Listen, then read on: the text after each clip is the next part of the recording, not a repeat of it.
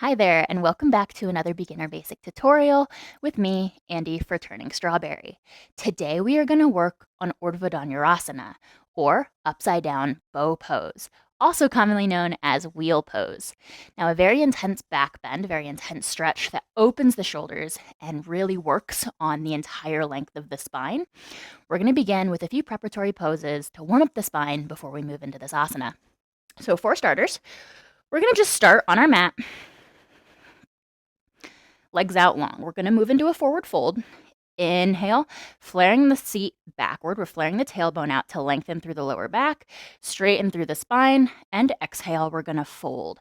Try to keep the legs straight. If you're able to grab your toes, that's awesome. Maybe the peace fingers take the big toe. Maybe you have a little more opening here. We are warming up, so maybe you're not quite there yet. Again, with a forward fold, it's best to keep that lengthening through the spine. We want to stretch the hamstrings and the calves. So if you're unable to take your toes, you can use a strap to go around them. So maybe you're here holding the strap, or maybe you do bend your knees and take it from here and then work on straightening your legs. A strap is the best option here, but we're going to work on just warming up the legs and warming up the lower back.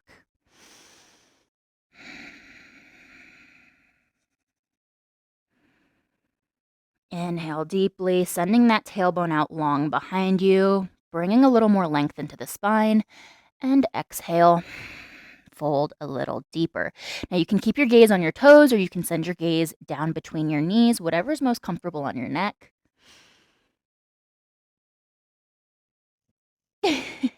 Do we have a little guest practitioner today? Hi. Hi. You can practice? You can practice with us? One more inhale here. And exhale, fold completely. On the next inhale, we're going to come all the way up. And then we're going to roll back onto the mat. And we're just going to lay down. Hi. So the next thing we're going to do is we're just going to let our back relax. And then we're going to inhale. And on the exhale, just curl everything up. Bringing the knees into the chest.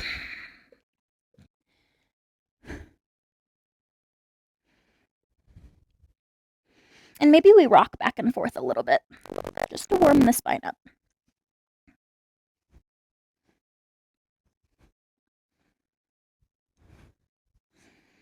All right. When you're ready, come back down to the mat. We're going to place our feet onto the mat directly under our knees in line with our hips. We're going to move into Setu Bandha Sarvangasana, or bridge pose. So little one, I'm going to need you to move. Yeah, I'm sorry, I'm going to need you to move. So for bridge pose, we want our feet planted firmly in the mat. We're going to end up pressing through our heels to lift our hips, lift our pelvis straight up into the sky. Please stop. Thank you. So with our arms on the mat, just relaxed beside us, we're going to do this in 3 separate rounds. So we're going to inhale, exhale, pressing through our heels, keeping our shoulders flat on the mat. We're going to lift our hips. Now, what's important here is that we do not squeeze our glutes together. We are pushing up. This is a great glute exercise, bridges, but we should feel the stretch through our hips right across the top. And it should be relaxed. We are engaging our glutes for this lift, but we're not squeezing them together. If you squeeze too hard, what's going to happen is it's going to send your knees out wide. We don't want to do that. We want to keep everything nice and tight, paying nice attention to keeping our knees in line with our hips. And we're just going to lift. The pressure here should be on across our shoulders, not on our neck. And we're just going to keep lifting by pressing further and further down into the mat through our heels. One more big inhale here. And exhale, release down to the mat. We're going to take a few breaths here.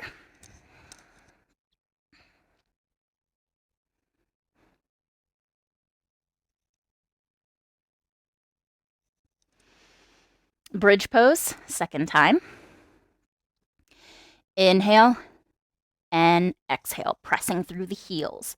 Now this time we're going to work our shoulders underneath of us. So maybe the left side starts and maybe the right. And maybe we're able to clasp our palms together.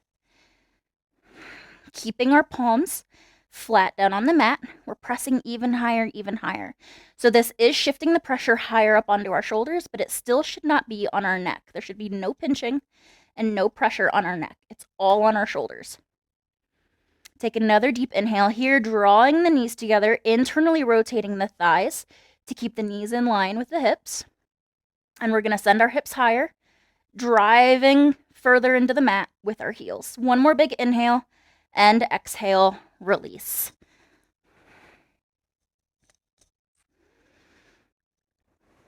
We're going to take Setu Bandha Sarvangasana one more time. Inhale and exhale, driving through the heels, lifting the hips. Bridge pose, round 3.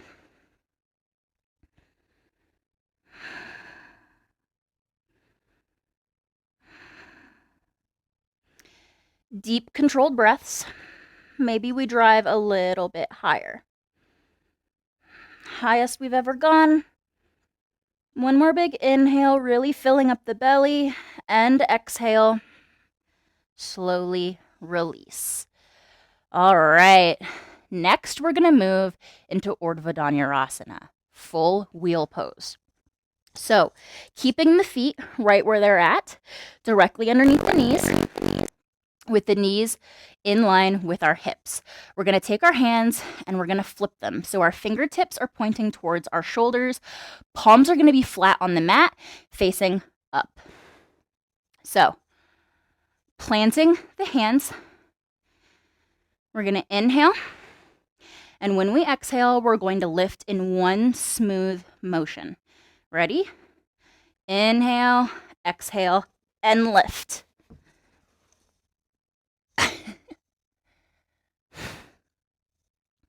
Again, keeping the glutes relaxed. We are driving up through the hips, but that motion is being driven by driving our heels deeper into the mat. We're not clenching our glutes. We want to keep them relaxed so that way we keep our knees in line in that nice stable foundation. Elbows pulled into the center line. Neck is relaxed. Straightening our arms, driving through the heels.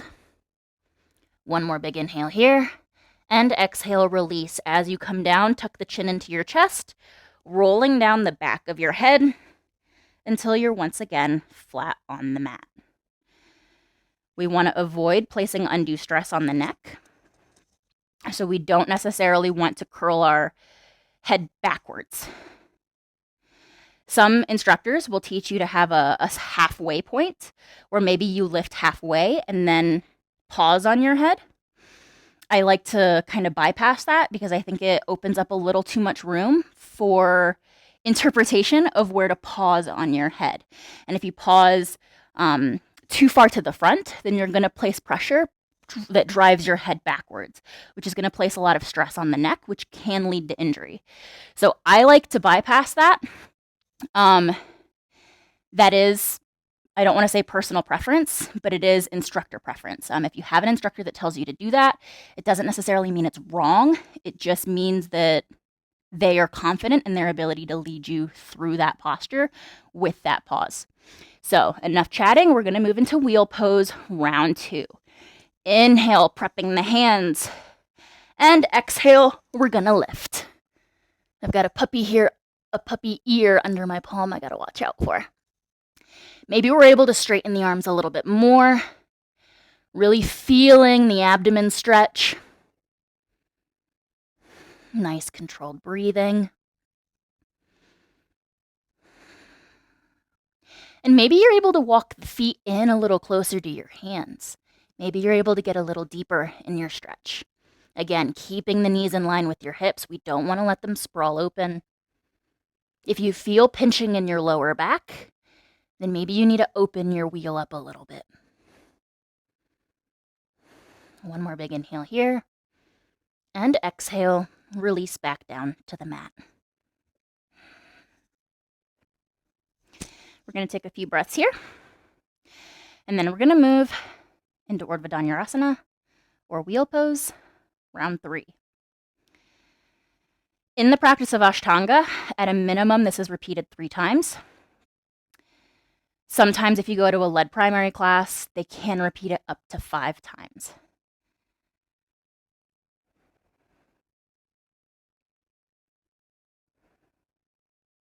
One more inhale as we lay here.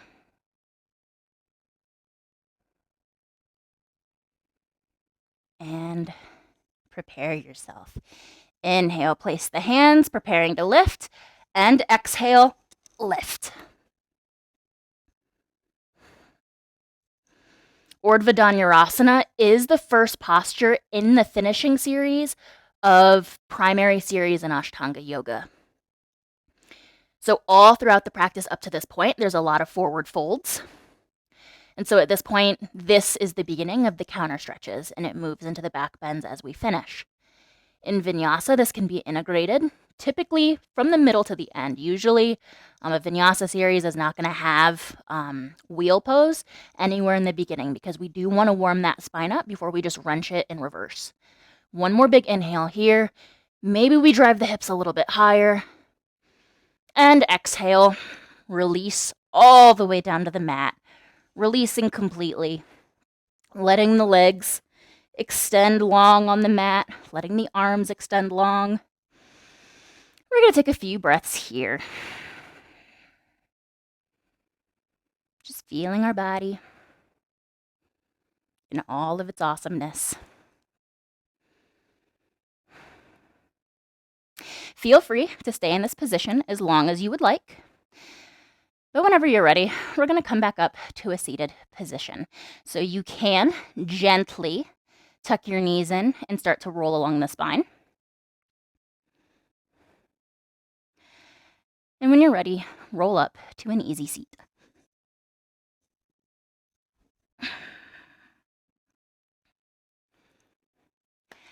Thank you for practicing URDHVA with me today. I hope this helps kind of break down a little bit for the next time you have this in your practice. And I'll see you next time.